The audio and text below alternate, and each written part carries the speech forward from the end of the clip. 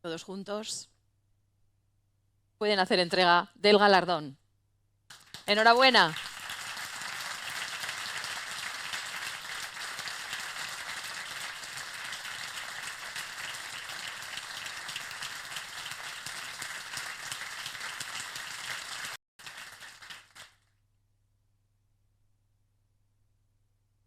Y él, Josep Borrell.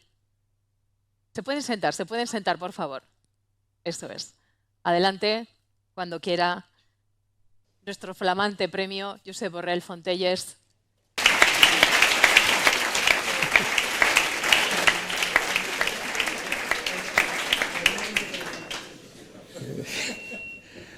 Muy buenos días a todos y a todas. Señora Presidenta de Navarra y del Gobierno de Navarra, señor Presidente de la Caja Rural de Navarra, señor Presidente de la Fundación del Diario de Navarra, director de los cursos y a todo el equipo Europa, autoridades civiles y militares, viejos amigos, cuyos rostros me es muy fácil reconocer, Joaquín, también vicepresidente de la Comisión Europea, su esposa Mila, Quique Barón, tantas horas compartidas en el Parlamento Europeo, antes y después de tu presidencia, José Antonio Xiaín, con quien negociamos allá por los años 90 bajo la dirección del ministro Carlos Solchaga el amejoramiento del fuero y la definición de la aportación de Navarra al presupuesto del Estado. Recuerdo que después de firmarlo me llevaste a una vinoteca y me ofreciste un vino blanco helado que me entró en las venas y me dijiste, tenía que habértelo dado antes de negociar, ¿no? Después ya no surte efectos. A todos las personas que no puedo mencionar porque sus nombres no recuerdo o nunca conocí, muchísimas gracias por el honor que me habéis hecho con este galardón y vuestras palabras de elogio. Gracias, Presidenta, por haberme hecho visitar el Palacio de la Diputación Foral de Navarra, ese edificio cuyos muros rezuman historia. Resuman la historia de esta tierra, de la tierra de Navarra, con esa personalidad tan fuerte, tan extraordinaria, forjada a lo largo de la historia hasta converger en una historia común con los españoles y con los europeos. El presidente de la Fundación ha dicho que era Luis Colina que lo ha dicho, que él era navarro, español y europeo, y yo podría decir lo mismo. Yo soy catalán, español, europeo, y siento las tres dimensiones de mi identidad, o mis tres identidades, superpuestas, pero no incompatibles, diferentes, pero que enriquecen mi personalidad, como las capas de una cebolla. Sí, cada día más tenemos identidades múltiples, y cuanto más tengamos y asimilemos, más ricos seremos como seres humanos. Y sin embargo, la identidad sigue siendo un elemento de conflicto. Hoy hace, por estos días, 110 años que empezaba una de las grandes carnicerías entre europeos, la Primera Guerra Mundial, agosto del 14. Los soldados iban al frente cantando y proclamando la inmediata victoria. Todavía llevaban pantalones de colores al viejo estilo napoleónico y todavía no llevaban cascos, porque la guerra se hacía de otra manera. De Berlín a París, la gran confrontación se organizaba, las trincheras se llenaban y las tumbas también. Fue una gran carnicería entre europeos a la que siguió otra.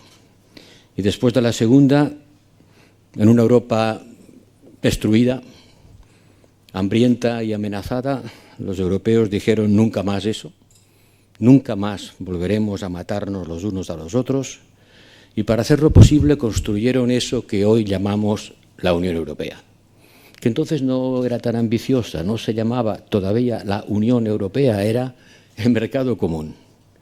Y empezaron uniendo los elementos que hacen posible la guerra para hacerla imposible, el carbón y el acero. Y después, poco a poco, algunos más y otros no tanto, los europeos se fueron integrando y los estados renunciaron a los elementos constitutivos de la soberanía. Un territorio, una frontera, una moneda, un ejército. Empezamos aboliendo las fronteras. No aboliéndolas, pero sí haciéndolas invisibles. Y hoy puedes ir desde Cádiz hasta casi el Polo Norte sin que nadie te pregunte quién es usted y a dónde va. Y si decidimos compartir la moneda, otro gran símbolo de soberanía, y acuérdate, Joaquín, algún sobresalto que eso nos causó cuando la crisis financiera del 2008. Y ahora nos planteamos cómo abordar nuestra defensa y de qué manera podemos también comunitarizar nuestros ejércitos. Sí, hemos avanzado mucho, mucho más de lo que los padres fundadores pudieron imaginar, pero sin embargo en el mundo de hoy este grado de integración es a todas luces insuficiente. Si Europa quiere sobrevivir, tendrá que unirse más. Tendrá que integrarse más y hacer que esa identidad europea sea algo vivido, enriquecido por las generaciones jóvenes que hoy organizan estos cursos. Nosotros, me habéis amenazado con otros 50 años de vida política, pero espero que eso sea cierto en el tiempo y no cierto en la actividad. Pero las viejas generaciones, las que hemos llegado hasta aquí, hemos de pasar el testigo a unos jóvenes europeos que sientan el concepto de europeo como algo más que un conjunto de beneficios. Tienen que sentirlo también como un conjunto de responsabilidades. En un mundo cada vez más difícil y áspero, y para el que mi experiencia de estos 5 años me ha enseñado o me ha hecho ver que los europeos no estamos preparados. Los europeos no estamos preparados para hacer frente a la dureza del mundo. Vivimos en una situación envidiable de libertades políticas, de progreso económico, de cohesión social, de ordenación de la vida. Y tenemos la tendencia a creer que todo el mundo es así. Y por desgracia, no todo el mundo es así. Bueno, hay otras partes del mundo donde ciertamente también disfrutan de libertades políticas, de progreso económico y de cohesión social, pero en ninguna otra parte han conseguido una combinación de esos 3 factores tanto como lo hemos conseguido los europeos.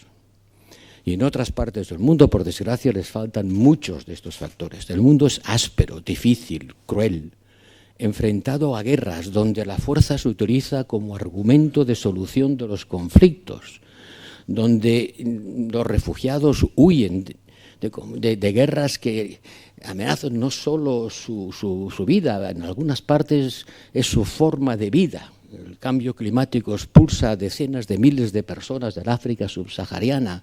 Los campos de refugiados se llenan en el Sudán, en Etiopía, en el sudeste asiático. El mundo es cruel, es difícil. Es un mundo donde la guerra ha vuelto a aparecer.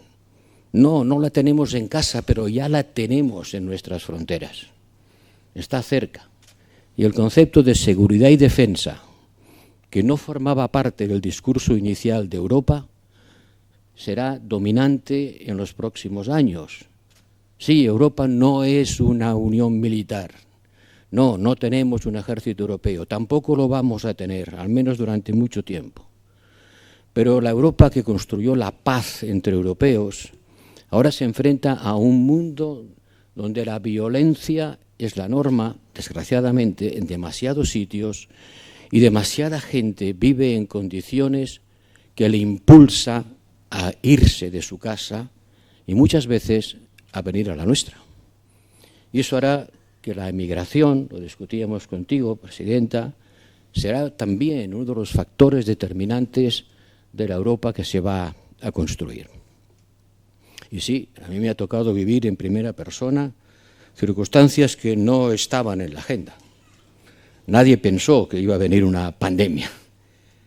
Y nadie pensó que Rusia iba a invadir Ucrania. Y nadie pensó que la guerra en Oriente Medio iba a ser tan dura y violenta como es ahora. Hubo un primer ministro británico que cuando le preguntaron qué era lo más importante en política, dijo events. Lo más importante en política, como en la vida, por cierto, son los events, los acontecimientos, las cosas que pasan y que te obligan a reaccionar a ellas. Y Europa se ha hecho de forma reactiva, reaccionando contra las circunstancias que no creamos, sino que nos crean. También lo dijo un padre de Europa, dijo, Europa será la respuesta que dé a las crisis a las que se enfrente. Pero fíjense que ser la respuesta a las crisis que originan otros, o que las origina al azar, no es una actitud proactiva, es una actitud reactiva. Reacciono a algo. Pero a partir de ahora tenemos que ser proactivos, no esperar a tener que reaccionar a algo para concebir lo que queremos ser y construirlo. Y esa es la tarea de las generaciones que ahora os asomáis a estos cursos. ¿Qué Europa queréis? Nosotros ya hicimos la Europa de la paz entre europeos, pero insisto, esto hoy no es suficiente.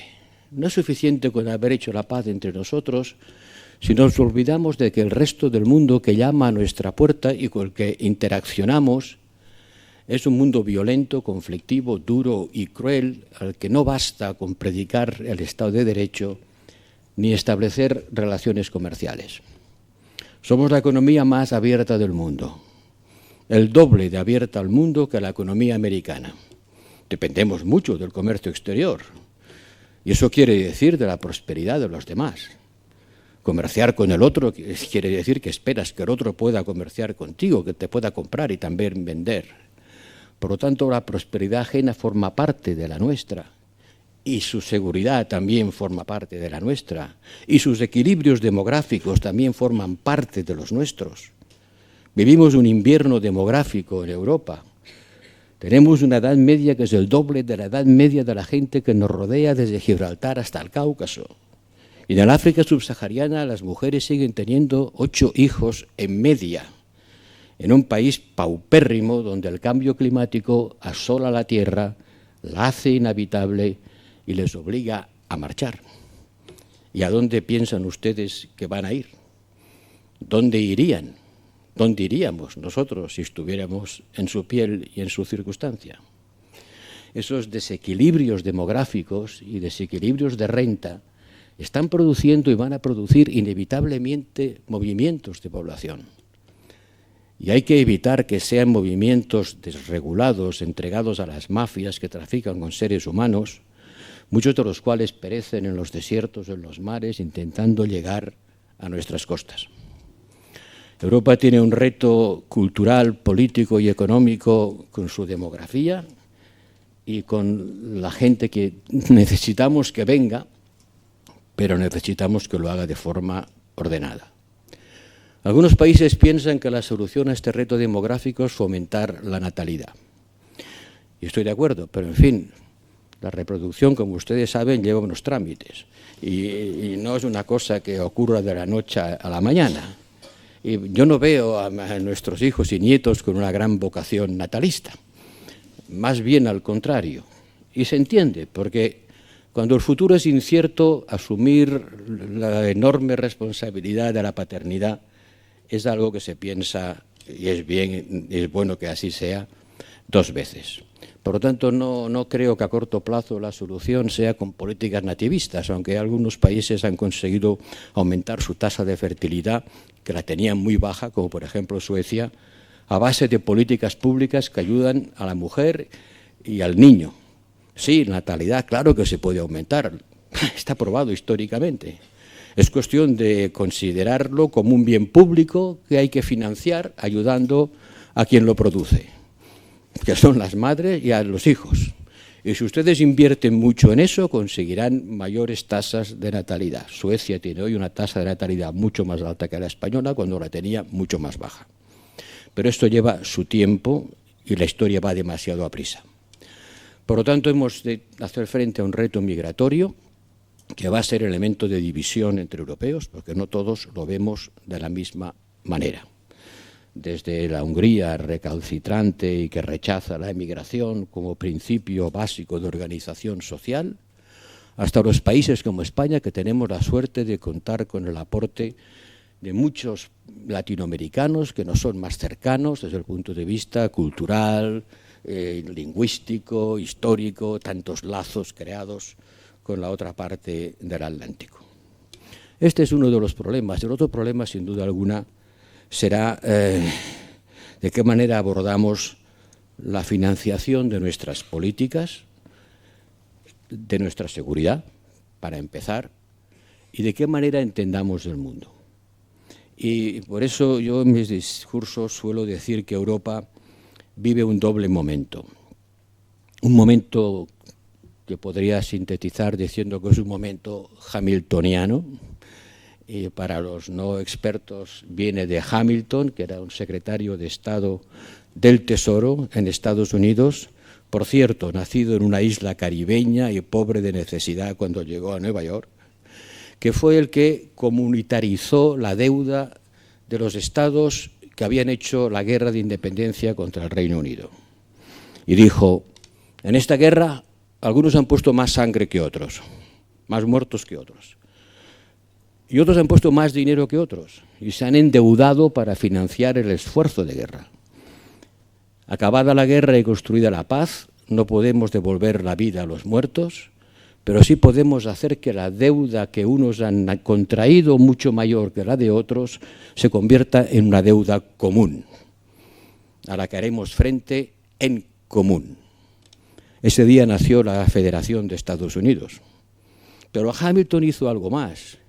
Su genio no fue comunitarizar la deuda, sino crear los impuestos federales necesarios para pagarla. Asumir deudas es relativamente fácil. Pagar impuestos para hacerle frente es más difícil. Y de hecho no fue fácil. Tuvo que hacerlo a punta de bayoneta en algunos estados que no querían pagar impuestos para asumir la deuda federal. Pero se construyeron los Estados Unidos desde el Treasury, desde el Departamento del Tesoro, que emite los famosos T-bills, la deuda pública americana, que hoy es la referencia financiera mundial. Lo inventó un señor, no creció en los árboles, por arte de la naturaleza.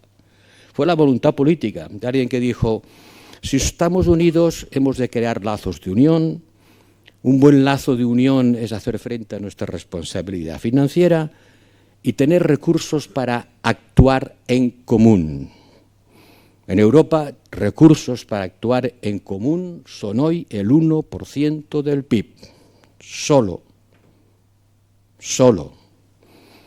Podemos con el 1% del PIB hacer frente al coste del cambio climático, de la defensa, de la revolución tecnológica, de la revolución digital. Lo dudo. Pero si no hay más recursos corrientes, la gran cuestión es, ¿podemos tener recursos procedentes de una deuda común? Hasta ahora la respuesta era no, hasta que llegó un virus. Y cuando llegó el virus rompimos el tabú y emitimos deuda común para hacer frente a un problema común. La epidemia o la pandemia nos obligó a reaccionar. Y reaccionamos de una forma sorprendente, rápida, eficiente, y que rompía todos los parámetros establecidos. No se puede emitir deuda pública común. Bueno, sí se puede, se hizo. ¿Se puede volver a hacer? Se puede pensar en que compramos tiempo, porque la deuda es una forma de comprar tiempo, y anticipamos recursos para hacer frente a los problemas que tenemos hoy. ¿Qué preferirá el hijo de mi nieto? ¿Que herede un mundo con temperaturas invivibles o que herede un mundo con algo más de deuda pero en el que se pueda vivir? Seguramente lo segundo. ¿Qué mundo va a preferir el hijo de mi nieto? ¿Un mundo donde Europa sea capaz de influir en los grandes conflictos o una Europa atrincherada, encerrada detrás de muros que le pretendan proteger del conflicto de los demás? ¿Preferirá tener una Europa capaz de jugar un papel geopolítico? ¿Preferirá ser parte de la mesa o querrá ser parte del menú? Porque muchas veces, si no estás en la mesa, estás en el menú. Y hay que saber que vivimos en un mundo de carnívoros y que en un mundo de carnívoros el herbívoro tiene poco futuro, a no ser que construya elementos que le permitan sobrevivir. Esas son las cuestiones existenciales de ese momento hamiltoniano. ¿Es el momento hamiltoniano? Decimos que lo fue con la pandemia, pero no. Emitimos deuda en común y dijimos que sería por una sola vez. Pero no construimos los impuestos en común para hacerle frente. Esa es la verdadera dimensión hamiltoniana de un momento histórico. Y la segunda forma de sintetizar el momento histórico que vivimos es el momento Demóstenes. Demóstenes era un filósofo ateniense que advirtió en su día del peligro que representaba Esparta. Y les dijo a sus ciudadanos, cuidado, que vienen unos señores belicosos y hay que prepararse para hacerles frente. Algunos dijeron, no, porque si nos preparamos para la guerra acabaremos haciendo la guerra.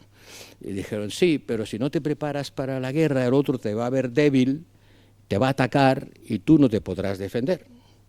Ese momento de Demóstenes, hay un peligro que nos acecha y cómo nos preparamos para hacerle frente, también lo estamos viviendo en Europa hoy. El momento de Demóstenes de Europa es cuánta conciencia tomaremos de nuestros riesgos y cuánto nos prepararemos para hacerles frente. Por cierto, Demóstenes acabó mal, acabó suicidándose y Esparta acabó ganando la guerra contra Atenas. Esperemos que no nos ocurra lo mismo a nosotros. Yo estaba en el Donbass 2 semanas antes de que Rusia invadiera Ucrania. Ya se oían los tambores de guerra. Y el primer ministro de Ucrania me dijo, lo recordaré siempre, nos van a atacar.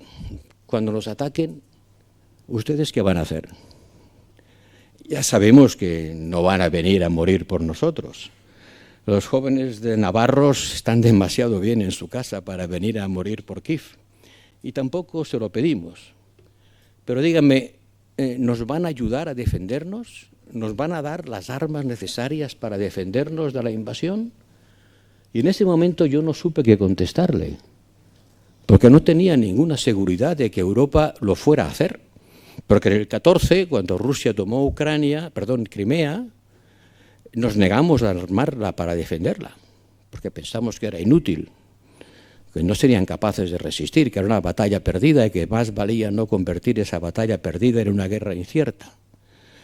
Pero cuando invadieron en lo que pensaban que iban a ser 15 días para llegar a Kiev, rompimos otro tabú. Y sí, no se puede gastar para armar a un país en guerra. Pues lo hicimos y lo seguimos haciendo.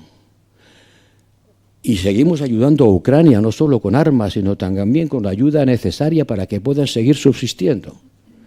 El 70% del sistema eléctrico de Ucrania ha sido destruido.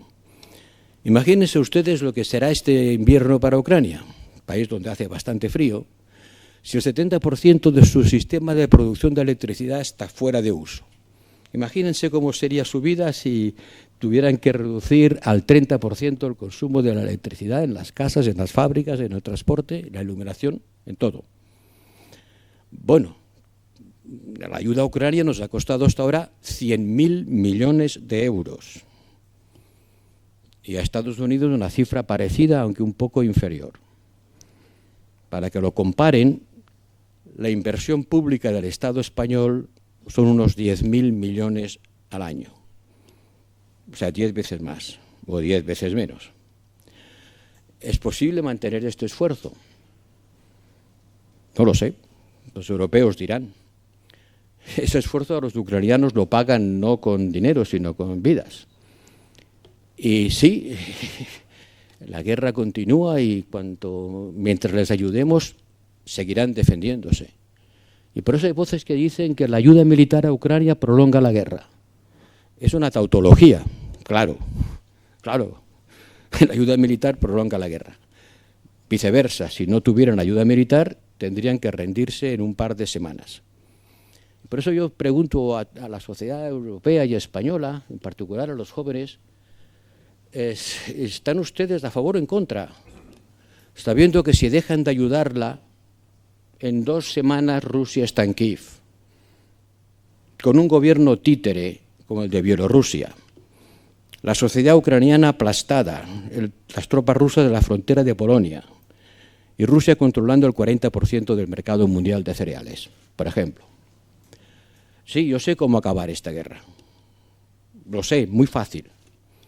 Dejo de suministrar armas a Ucrania y la guerra se acaba en 2 semanas. Pero no es esa la manera en la que quiero que acabe esa guerra. ¿Que quiero que acabe?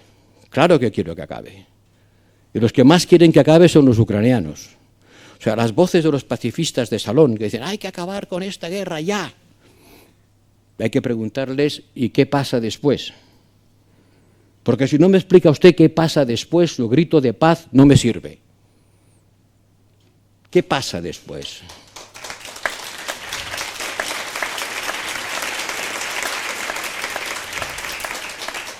Naturalmente, todas las guerras acaban con una negociación. Y se hace lo que se puede para que esa negociación tenga lugar, que no tiene lugar ni tendrá lugar hasta que no se sepa el resultado de las elecciones americanas. En todo caso, hemos de seguir, creo, ayudando a Ucrania y esto requerirá más recursos y más unidad. Pero ese momento de Demóstenes no es solo con respecto a Ucrania. Cuando yo llegué a Bruselas, la primera cosa que hice fue asistir al entierro de 9 soldados franceses muertos en Mali. Hoy no queda ni un solo soldado europeo, ni francés, ni de otra nacionalidad en toda la banda sahariana, ni en Mali, ni en Níger, ni en Chad, ni en la República Centroafricana, ni en Burkina Faso. En su lugar están los rusos, los Wagner, que ahora les llaman Afrika Korps. En Libia, cuando yo llegué a Bruselas, había italianos y franceses, no necesariamente unidos, por desgracia más bien no unidos. Ya no queda nadie más que una línea de bases navales turcas y rusas, enfrente de Sicilia. No es solo Ucrania, es también lo que pasa en África, una tierra sacudida por la inestabilidad política, que es una tierra de ocasión, una tierra de oportunidades, con un crecimiento demográfico impresionante que no se va a parar por invocaciones piadosas, sino por empoderamiento de la mujer, que supere los patrones culturales que la convierten en una máquina reproductiva y genera una dinámica demográfica que es insostenible. Pero cuando hay gente como el expresidente de Níger, mi amigo Bazoum, que quería hacer precisamente una política que protegiera a la mujer y me decía, ayúdenme a hacer que las niñas de 14 años vayan a un colegio y escapen a su familia, porque si no las van a casar y van a empezar a parir y van a seguir haciéndolo durante los próximos 20 años. Ayúdenme a protegerlas. Bueno, después vino un golpe de Estado y hace un año que no sabemos nada de él. Pero hay gente que quiere hacer políticas de progreso en el mundo y tenemos que estar a su lado, ayudándoles y comprometiéndonos más de lo que hacemos. Tenemos conflictos en África y el más importante y dramático conflicto es el que tenemos entre Israel y los Palestina en Gaza. Son 2 conflictos distintos.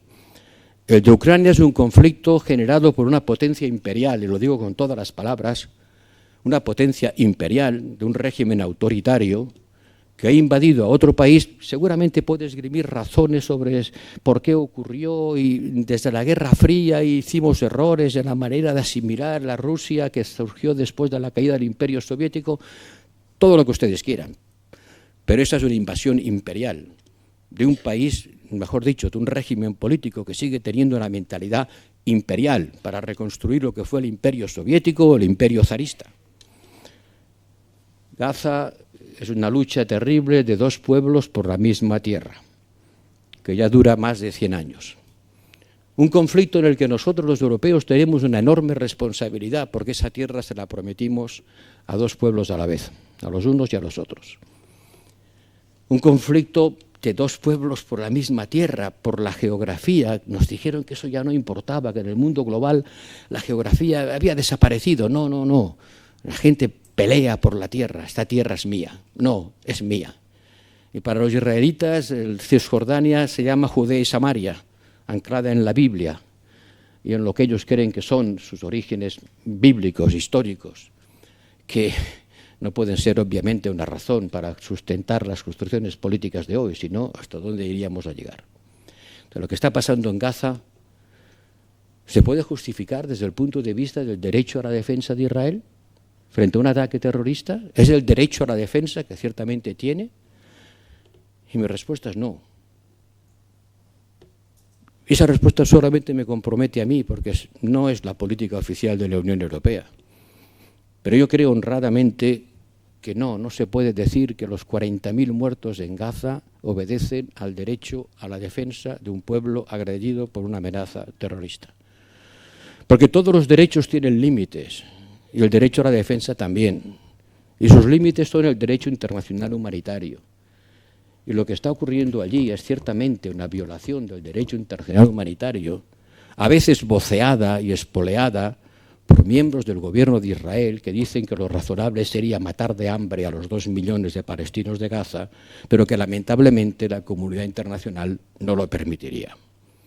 Hablando de discursos de odio, Presidenta, ¿puede haber un discurso de odio más intenso que este? Vivimos una situación dramática, terrible. Ayer por la mañana me despertaron otra vez con los aviones de combate israelitas bombardeando el Líbano. Vivimos al borde de una tragedia, de una guerra regional que puede afectar a Irán y que nos podría producir a todos consecuencias dramáticas. Creo que Europa debe comprometerse más, no solo en la ayuda humanitaria, que también, porque se pueden imaginar cuál es la situación de la población en Gaza, también, pero no solo, porque no sirve de mucho que me des de cenar hoy si tengo que morir mañana. Morir bajo las bombas, o morir de infecciones, por problemas sanitarios, por hambre. Hay que reforzar la ayuda humanitaria y hay que aplaudir el papel que hace UNRWA. Y me alegro mucho, Presidenta, que le deis a UNRWA el premio en vuestro Día de la Paz. Al mismo tiempo, por cierto, que el Parlamento de Israel, la Knesset, vota para llamarla organización terrorista. Pero ¿a qué punto hemos llegado cuando una organización de las Naciones Unidas es calificada por un parlamento de un miembro de las Naciones Unidas como una organización terrorista? ¿A qué punto hemos llegado? Hay que trabajar para hacer frente a lo inmediato, la ayuda humanitaria, y a continuación hay que trabajar para buscar una solución política a ese conflicto. Y Europa tiene que comprometerse más, pero desgraciadamente hemos estado desunidos frente a este drama. Algunos países como España han estado al lado de la causa palestina, reconociendo el Estado que todavía no existe y siendo voceros de una llamada a que se respete el derecho internacional, y otros países han sido más condescendientes con lo que allí ocurre. Pero nos está costando muy caro. A los ojos de medio mundo nuestro comportamiento se percibe de una manera distinta entre lo que ocurre en Ucrania y lo que ocurre en Medio Oriente. Y nos acusan del doble estándar, diciéndonos un muerto no vale lo mismo para ustedes en Ucrania o en Gaza. Y hemos de luchar contra esta percepción del doble estándar, porque de lo contrario nos quedaremos sin la capacidad moral para actuar frente a los conflictos del resto del mundo. No podremos ir a nadie hablándole de los derechos humanos, porque nos dirán sus palabras, hombre blanco, son huecas. Y esas son las cosas a las que tenemos que hacer frente. Para eso necesitamos 3 cosas. Necesitamos más dinero. ¿Cuánto cuesta armar a Europa? ¿Cuánto cuesta nuestro esfuerzo militar? No menos de 300.000 millones de euros, porque nuestros ejércitos están en el hueso. Han gastado sus depósitos de municiones en ayudar a Ucrania. No tenemos la capacidad militar que deberíamos tener. Desde el año 2008 Europa ha vivido un proceso de desarme silencioso, reduciendo la capacidad de nuestros ejércitos y de nuestra industria militar. Prometimos a Ucrania 1 millón de proyectiles de 155 y hemos sido capaces de darle solo 500.000. Hay que reforzarlo. Sí, ya sé que todo el mundo prefiere la mantequilla a los cañones. Yo también. Pero hay veces en las que si no tienes cañones tampoco tienes mantequilla. ¿Cuánto cuesta luchar contra el cambio climático? ¿Cuánto cuesta hacer frente a la revolución digital? ¿Cuánto cuesta reforzar la cohesión de nuestras sociedades? ¿Cuánto cuesta hacer frente al reto tecnológico en un mundo donde China y Estados Unidos nos lleva varios cables de adelanto? Más dinero. Por eso no entiendo a los que dicen que la solución consiste en bajar los impuestos. Al contrario, necesitamos un esfuerzo fiscal mayor y repartido de forma más justa, pero sin duda mayor. Y administrado comunitariamente, porque si cada país europeo aumenta su gasto militar, homotéticamente a lo que tiene ya ahora, si todo el mundo hace 1,x veces lo que ya tiene, sin pararse a mirar lo que hace el del lado y sin coordinarse con los demás, el resultado será un gigantesco despilfarro de recursos, porque hemos de hacer que nuestra capacidad militar no se multiplique por X en cada sitio, sino que llene los vacíos que tiene, de las cosas que no tenemos, y evite las duplicidades que tenemos demasiadas. ¿Cuánto cuesta todo eso? Pues mucho más de lo que el 1% del PIB puede atender. Y por eso la Europa de mañana se hará comunitarizando más recursos al estilo hamiltoniano. Necesitamos más unidad. Yo tengo que conseguir acuerdos por unanimidad. ¿Saben lo que es unanimidad 27? Ustedes son, supongo, miembros de alguna comunidad de vecinos. Si tuvieran que decidir por unanimidad todo lo de la comunidad, seguro que las cañerías se romperían antes de que pudieran arreglarlas. Y hay 10 países más que están en cola. Cuando en vez de 27 seremos 37, ¿seguiremos decidiendo por unanimidad? Espero que no, porque ya ahora es muy difícil. Yo tengo 6.000 millones de euros en caja que no puedo darle a Ucrania porque hay un país que se opone. Unanimidad no es una forma de construir una comunidad política. Hay que haber acuerdos y desacuerdos, y el que esté en desacuerdo tiene que procurar formar parte del acuerdo o quedarse en su rincón. Pero si todo el mundo sabe que sin él no hay acuerdo, todos se quedan en su rincón, esperando que vayas a comprar su voto, a darles algo que a veces no tiene nada que ver con lo que estás discutiendo para conseguir que te deje hacer lo que le propones. Más unidad, y desgraciadamente no veo que este sea en este momento el camino. Necesitamos mejor estructura, una mejor estructura institucional. Ahora la presidenta de la Comisión quiere crear un comisario para la defensa, pero es que la Comisión no tiene competencias en defensa. ¿Vamos a tener un comisario para algo en lo que no se tiene competencias? No sé, alguna competencia tendrá en industria, la defensa, sin duda, pero la defensa va desde la doctrina hasta el despliegue. Eso es competencia de los Estados miembros. Y ya hay un señor que se llama Alto Representante para la Política de Seguridad y Defensa. Hay que evitar en lo posible el conflicto interinstitucional que, por desgracia, en esta última legislatura ha ido increciendo. Y finalmente, hay que tener una visión estratégica del futuro. Y la visión estratégica del futuro se construirá desde la comprensión que los europeos tengan de la Europa que quieren tener. Y por eso son tan importantes estos cursos.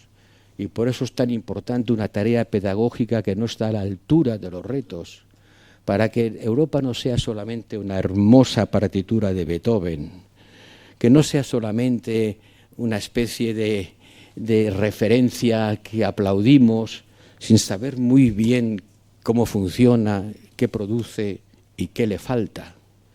Deberíamos evitar agarrarnos a las fases mágicas que a veces no son sino una manera de curar nuestra mala conciencia, como la apelación a los 2 estados. Llevamos programándolo 30 años y hemos hecho muy poco para hacerlo realidad. Y hay muchos ejemplos de esto. Y sin embargo, la historia está aquí hoy y llama a nuestra puerta. Yo espero que tu invitación a unos cuantos años más no se cumpla. Yo estoy dejando el escenario de la política, ya va siendo hora, porque en algún momento hay que plegar velas. Pero mis queridos jóvenes, es un momento en el que la historia llama a vuestra puerta. Los espectros de Hamilton y Demóstenes están aquí. Y son ejemplos de la historia pasada que tienen perfecta materialización en el presente. ¿Qué Europa queremos? ¿Qué Europa queréis? Solamente dejaros que os diga una cosa.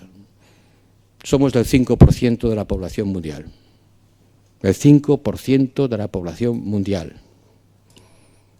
Tenemos una edad media muy elevada y una dependencia muy fuerte. La tuvimos ayer del gas ruso y ahora la tenemos de los minerales críticos que tampoco tenemos necesarios para la revolución digital.